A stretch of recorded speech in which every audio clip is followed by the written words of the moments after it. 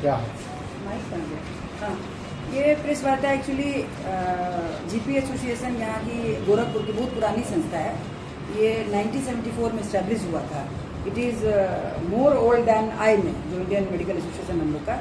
और इसमें बहुत सारे लोग, जैसे पुराने लोग हैं, जैसे कई पाइनियर लोग हैं, doctor RP Tripathi, doctor Mukhija, doctor Beri, 5-10 लोगों से ये शुरू हुआ था। अब हमारे इसमें करीब 300 मेंबर्स अब हो गए हैं। तो इसमें बहुत सारा वेलफेयर स्कीम है। ये बक्सीपुर में एक टीका केंद्र है, वो भी हमारा रेगुलर 2 दिन वहाँ बच्चों का टीकाकरण होता है, फ्री होता है। सर मिनिमल लेते होंगे कुछ रजिस्ट्रेशन फी वगैरह। और भी कई काम जैसे कैंप्स वगैरह लगाना या कुछ है, चल रहा था पहले भी, लेकिन हमने थोड़ा सा और ज़्यादा एफर्ट करके अब मतलब अच्छी पहचान हो गई इस एसोसिएशन की और लोग अच्छा काम कर रहे हैं मिलजुल के। मतलब किस तरह का कार्यक्रम रखा गया 9 तारीख को, आप बता रहे हैं? 9 तारीख को एक्चुअली ये जो यहाँ हम लोगों के यहाँ ये जीपी एसोसिएशन में हर 15 दिन वेडनेसडे को एक मॉर्निंग में CME होती है, डॉक्टर्स का टॉक होता है, जहाँ से लोग लोकली डॉक्टर्स अपने डॉक्टर्स कलीग कुछ ना कुछ, जैसे कॉमन प्रॉब्लम थी, कोई स्किन की प्रॉब्लम हुई, कभी मेंटल हेल्थ की प्रॉब्लम, मैंने टॉक हुआ, तो हम लोग कुछ टॉक इसको करा रहे थे, जो कंटिन्यूटी बनी हुई है हर 15 डेज पे वेडनेसडे के दिन। इसके अलावा कभी कभी जैसे ये जो अभी 9th को हम लोग का एनुअल साइंटिफिक मीट हो रहा, वार्षिक संगोष्ठी, तो इसमें बाहर से भी हम लोग बुलाते हैं, स्पीकर्स बुलाते हैं। इस बार जो स्पीकर हैं वो गुड़गांव मेदांता के हैं, एक कैंसर स्पेशलिस्ट हैं, ऑन्कोलॉजी रेडिएशन पे हैं, वो सुपर स्पेशलिस्ट हैं, एक स्पाइन सर्जन है, उनका टॉक स्पाइन से रिलेटेड, रीढ़ की हड्डी, मेरुदंड से रिलेटेड जो कोई डिसऑर्डर या कोई ट्यूमर, कोई बीमारी, उस पर टॉक होगा। और एक तो हमारे यहाँ के लोकल हैं जो नांगलिया में बैठते हैं, इंडोक्राइनोलॉजिस्ट हैं, डॉक्टर कन्हैया अग्रवाल, तो ये थायराइड के ऊपर टॉक करेंगे। आप लोगों को भी पता होगा थायराइड की प्रॉब्लम हम लोग के इधर, हम लोग के गोरखपुर बेल्ट में बहुत ज़्यादा थायराइड के पेशेंट लोग हैं। तो जैसे अब इसलिए सब करना जरूरी हो जाता है कि डॉक्टर्स का कभी पढ़ाई लिखाई एक्चुअली खत्म नहीं होता है। आपको ना न्यूअर मेडिसिन, न्यूअर टेक्निक, चाहे सर्जरी से रिलेटेड हो, चाहे मेडिसिन से रिलेटेड हो, तो आपको अपडेटेड रहना ही पड़ेगा।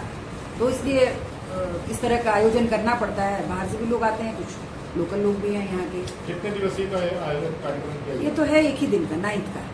कितने बजे से कितने बजे तक? ये इवनिंग है 7 to 10 में खत्म हो जाएगा, 7:30 स्टार्ट होगा। डॉक्टर अशोक जानी प्रसाद भी आ रहे हैं? हाँ, यस, उनको तो हम लोगों ने चीफ गेस्ट रखा है, चीफ गेस्ट है। और किसी भी वो एम्स?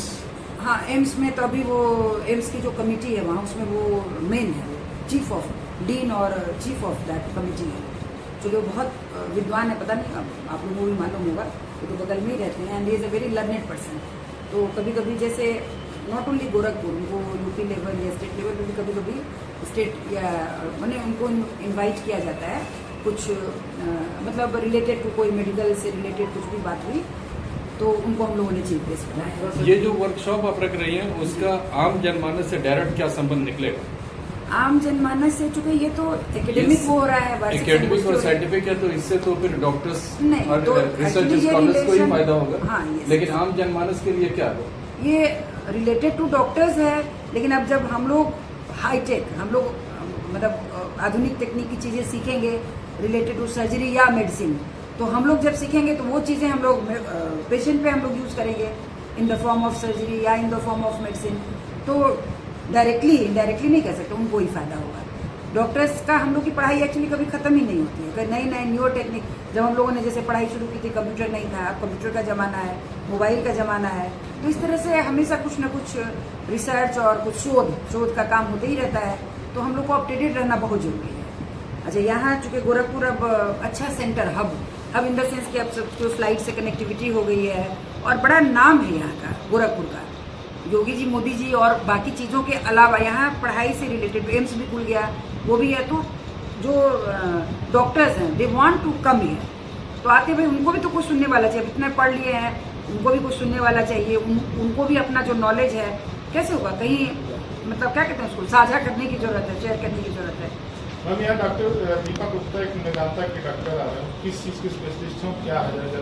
दीपक गुप्ता वो हैं रेडिएशन ऑन्कोलॉजिस्ट है, वो रेडिएशन ऑन्कोलॉजिस्ट है, वो कैंसर के स्पेशलिस्ट है। वो तो कैंसर के स्पेशलिस्ट है, तो कैंसर से रिलेटेड बातें करें। कैंसर मतलब ओवरऑल एवरीथिंग, जैसे नोज गले का कैंसर हो गया या पेट का कैंसर हुआ या बच्चेदानी का कैंसर हुआ, तो वो ओवरऑल सब चीज़ों के पे वो कवर करेंगे। लास्ट क्वेश्चन बता दीजिए, बताइए कि जीपी एसोसिएशन है क्या, इसके बारे में कुछ थोड़ा सा। हाँ, यस, जीपी एसोसिएशन एक्चुअली बड़ी यहाँ की गोरखपुर की बड़ी प्रेस्टिजियस संस्था है और ये 74 भी शुरू किया था कुछ डॉक्टर्स हैं, सीनियर डॉक्टर्स ने। काफी डॉक्टरों ने अपना एक अलग अलग संस्था बना रखा है। हाँ, तो जी ये तो जनरल प्रैक्टिशनर नाम ही है, जनरल प्रैक्टिशनर जनरल।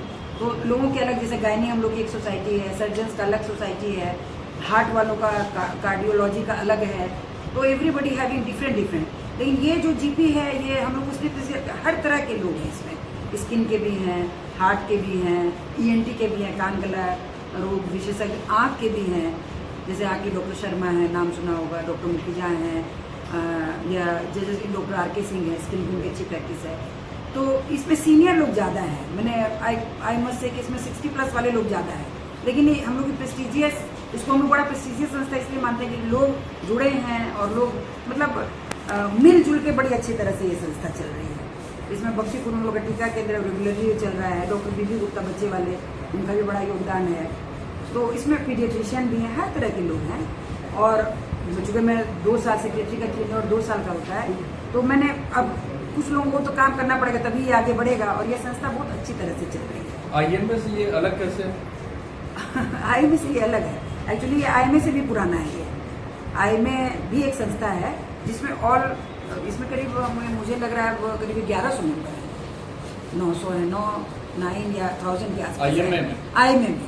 और इसमें जो है जैसे अब हम लोग उसको बढ़ाने की कोशिश, जब से मैं सेक्रेटरी बनी हूँ, मैंने काफ़ी पहले 250 के आसपास थे, अब ये करीब 300 होता है।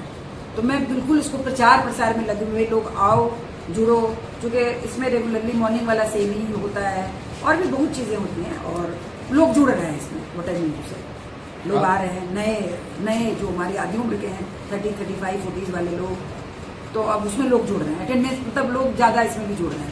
आप इस संस्था की सेक्रेटरी हैं? जी।